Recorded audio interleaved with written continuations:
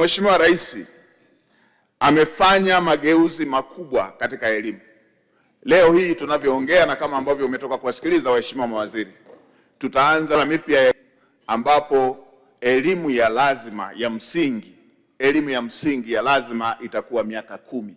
Mheshimiwa Spika, jambo la aina hii kwa mara ya mwisho lilifanyika mwaka 1967. Mageuzi ya aina hii katika elimu yalifanyika kwa mara ya mwisho mwaka 1967. Kwa wazee wetu wanakumbuka wakati tunatoka kwenye elimu ya lazima iliyokuwa inaenda mpaka darasa la 4 kwenda mpaka darasa la 7. Mheshimiwa Spika, haya ni mageuzi makubwa ambayo hata tusiposema yatakuwepo katika historia kwamba yalifanyika wakati wa uongozi wa Daktari Samia Suluhu Hassan. Mheshimiwa Spika, na haya si mageuzi tu ya kubadilisha miaka, lakini ni mageuzi ambayo yameambatana na vitu vya msingi ambavyo vimekuwa kilio cha wadau na Watanzania kwa muda mrefu.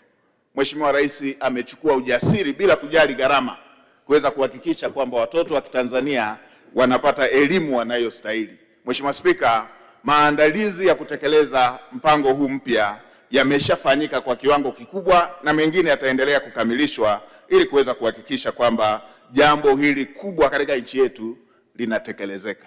Mheshimiwa Spika, utakumbuka kwa miaka mingi iliyopita tulikuwa na takriban shule 5 tu ambazo tunaweza tukaziita ni za ufundi.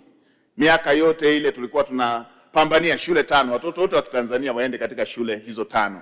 Mheshimiwa Rais amejenga shule za amali 103 kwa mpigo. 103. Na kwenye hizo 103, 29 ni za kihandisi. Moja kwa moja watoto wanasoma engineering kuanzia katika ngazi hizo.